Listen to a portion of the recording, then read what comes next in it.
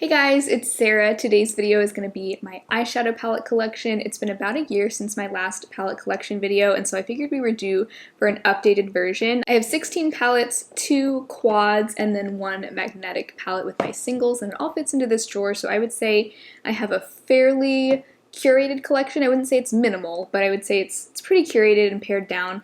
Last year I had 11 palettes, so it has grown a bit. I've decluttered a little bit here and there. I've added a few new ones. So let's start with drugstore, and I'm gonna kind of go brand by brand. So these are all my drugstore palettes. First I have a couple of Profusion palettes. These are both part of their 10-pan palette series. I have the Mauves palette and the Spectrum palette. Mauves is definitely my favorite of the two. Definitely pretty monochromatic. If you love mauves and light pinks and kind of berry tones, you would absolutely love this palette. The quality is phenomenal, and I can hardly believe that this is only a $5 palette. It does have some similarities, I feel, actually, with the Anastasia Modern Renaissance palette, which I'll go ahead and show you them side by side. The mauves is very similar to Modern Renaissance, minus some of those browns and like rusty tones. This one is just a lot more mauve and pinky, whereas this one does have some warm browns and beiges kind of mixed in. So if you like the theme of the Modern Renaissance palette, but you want something that's like strictly mauve, go for the Profusion one for sure. And then Spectrum is a rainbow palette, and this one I've actually considered decluttering several times because this one I don't like as much as the mauves, just because it really does perform like a $5 palette. The quality kind of is just what you'd expect for the price. The shades are really pretty, as you can see, but sometimes they can go on kind of sheer or maybe a little bit patchy. If you just want to add some rainbow tones to your collection, but you don't want to spend a lot of money, maybe you know that you're not going to use those shades a whole lot, but you just want to have them for adding into other looks where you're using other palettes, it can be a good addition to your collection if that's what you're looking for.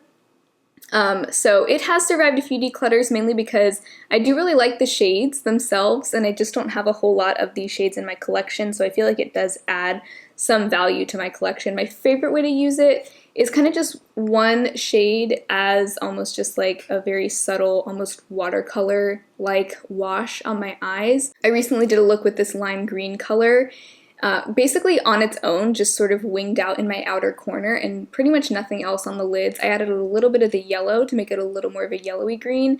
That was really pretty. You could pretty much do that with any of these shades. You could use any of them as a winged liner or even all over your lid along with other shadows. So I enjoy having this palette, but in the future I probably will want to invest in some better quality shades like this. Next, I do have one ColourPop palette, and it is their Miss Bliss palette. So this is a very light peachy pink palette. As you can see, it definitely doesn't go very dark, so if you like a lot of depth in your eyeshadow palettes, you probably would want to skip this one, but I love this palette. I love these tones on my eyes. I feel like these shades especially are very flattering on blue eyes, and these shades are so easy to blend. They are a little bit dusty, which I don't really mind because that just kind of is part of why they're so blendable, I think. There's a lot of one shadow look possibilities in this palette, but all the shades just go really well together, and overall it's just a very easy palette to use in my opinion. Next, I have 3 of the e.l.f. 18-pan palettes. I have Opposites Attract, Earth and Ocean, and the new classics. We'll start with Opposites Attract. This is the first one that I purchased, and that's what kind of led me to buy 2 more, but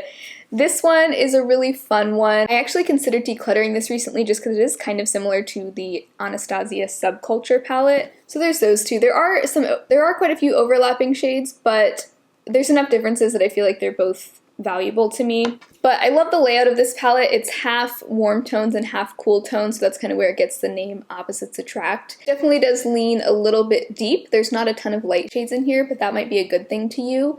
I definitely usually end up with a pretty smoky look when I use this palette, but it is really fun, and it has some colors in it that I don't really have anywhere else in my collection, like the shade Calm, which is like a cool gray, this nice forest green. There's some mustards in here. There's just a lot of colors in here.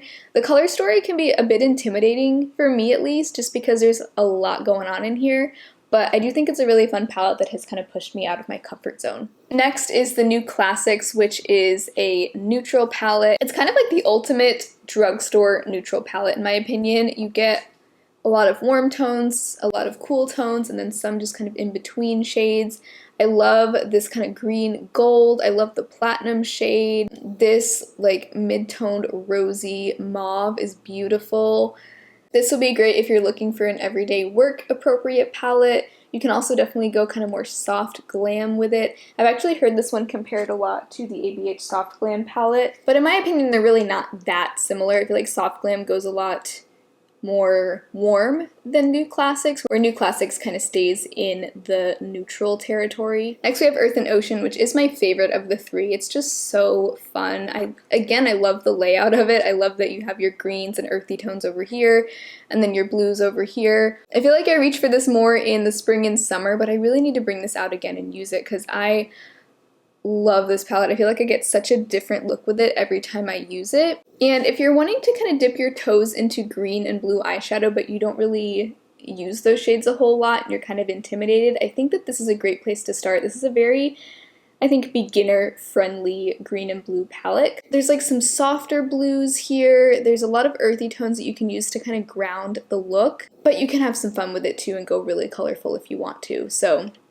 I highly recommend this palette whether you wear green and blue eyeshadow all the time or you just want to start introducing some of those tones to your collection. And it also has some nice yellowy mustards in it too, which I think is fun. Next for my two quads, I have one of the e.l.f. bite-size eyeshadow quads in the shade Rosewater. I love this quad for every day. If cool toned rosy shades are your jam, you will love this. They're very soft and easy to work with. I love these two shimmers, and then this light matte shade is perfect for blending out the crease if you have a light skin tone.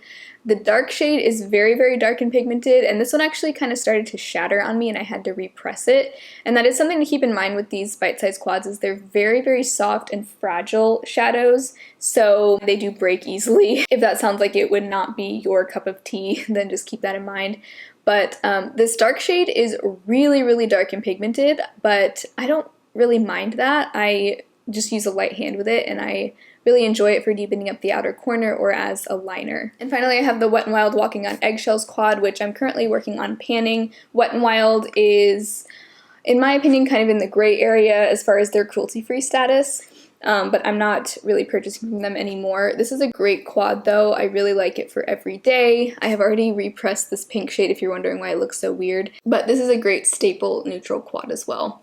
So now getting into the high-end palettes, I do have 4 Anastasia palettes. I used to kind of try to collect these, not so much anymore, but I do have 4 of them. The first one I ever bought was Modern Renaissance. This is kind of the palette that really was a trendsetter in the eyeshadow palette industry, I think, for a while. I think I've had this palette for about 3 years now, and I still really, really like it. I don't use it quite as much as I used to. I'm not quite as into some of these really warm reddish tones as I used to be, but I'm kind of been getting back into a warm eyeshadow phase lately, and so I really do like this palette for this time of year. I think I will be pulling it out and probably including it in my 1 month, 1 palette series in one of these upcoming months. I think this palette has really stood the test of time, and I think if you like these shades, even though it has been on the market for a while, it is worth purchasing if you think that you'll use these colors a lot. Next, I have Soft Glam, and I love this one. This is another great fall palette, and I think that the name Soft Glam is the perfect name for it because you can get a really soft look with it or a really glam look. I think this would be a great wedding palette. It's just beautiful. I love this gold shade Glistening. As you can tell, I've already hit pan on it. It's one of my favorite gold shadows in my collection. Oh, this is making me want to pull this palette out again. It's just so good. Next, I have Subculture, which I don't think you can purchase anymore. I do really, really love this palette. I had this as my 1 month, 1 palette in September. It's a beautiful fall palette. I love these grungy tones. It is a little tricky to work with. The mattes in here are very, very pigmented. They can be a little bit tricky to blend. You kind of have to go into it prepared to maybe work with the shadows a little bit harder than you would with other palettes, so I know that's not for everyone, but for me, I just love the color story so much that that's okay with me, and I don't necessarily mind that the shadows are a little bit challenging. I love this greenish gold shade, Electric. I love the peach shade. I love these mustards. I love the teal, and it's so versatile too. I kind of rediscovered that aspect of it when it was in my 1 month, 1 palette, just because I came up with so many varying types of looks just with this one palette. But again, I think if you want a similar vibe, a palette that is still available is that e.l.f. Opposites Attract. It's a little bit different. There are some shades that Subculture has that this one doesn't, and there are some shades that this one has that Subculture doesn't. But if you want a similar vibe, Opposites Attract is a good one to check out, and it's a little bit easier to work with, I would say. And then I also have the Norvina palette, which I actually love. A lot of people were upset that this wasn't like a fully purple palette, but I don't mind that at all. I love that it's a little bit more rosy than it is purple. It does have a couple of pops of purple in it. I love some of these lighter pinks. It's a very kind of fairy-like palette. There's a couple shades in here that I feel like don't really make a whole lot of sense, like the shade Eccentric is just, I don't know, that one's just weird. I don't feel like it goes that well with a lot of these other shades, but as a whole, I really, really like this color story. Some of these very foiled shadows on the top row have a lot of fallout though, so it can be good to use a glitter glue, maybe wet your brush, or just do your eyeshadow first. Then I have one palette from The Balm. This is their Nude Dude palette. This was actually my first eyeshadow palette purchase, at least from a high-end brand, and I still love this palette. It definitely doesn't get as much use as it used to, but I still really love this palette. I love some of these rosier tones in here. I love the shade Flirty. It's like a purpley gold, very kind of different from anything else that I have. I really need to pull this palette out again soon too, because this is a beautiful palette. And I think they do still sell it. I have 3 Urban Decay palettes. Let's start with Naked Honey. This was the first one to join my collection earlier this year. This one I bought with my own money. The other 2 were sent in PR. Naked Honey is a little bit less yellow than I was expecting. It's a very, very bronzy kind of amber palette, which makes sense because honey isn't really normally yellow. It is usually more of kind of an amber color, so I don't know why I was expecting it to be more on the yellow side, but just be prepared for a very warm orangey kind of palette. But I really do enjoy this one, and the quality is great, and I also really like the packaging. The next one I have is the Stone Vibes palette. This is one of my favorite palettes in my collection at the moment. It has 8 very glittery foiled shadows and then 4 kind of satin matte shades. I love these foiled shadows. They're beautiful. Most of those foiled shades are sort of duochrome, which I think is really fun. I love the shade Tiger's Eye. It's like a rose gold. Oh, it's something very special. Same with these 2 right here. I love the blue, the green. I love every shade in this palette, and I think that the mattes complement those foiled shades really, really nicely. Yeah, I'm very happy to have this palette in my collection. Look at that packaging too. It kind of makes me just want to put it on display.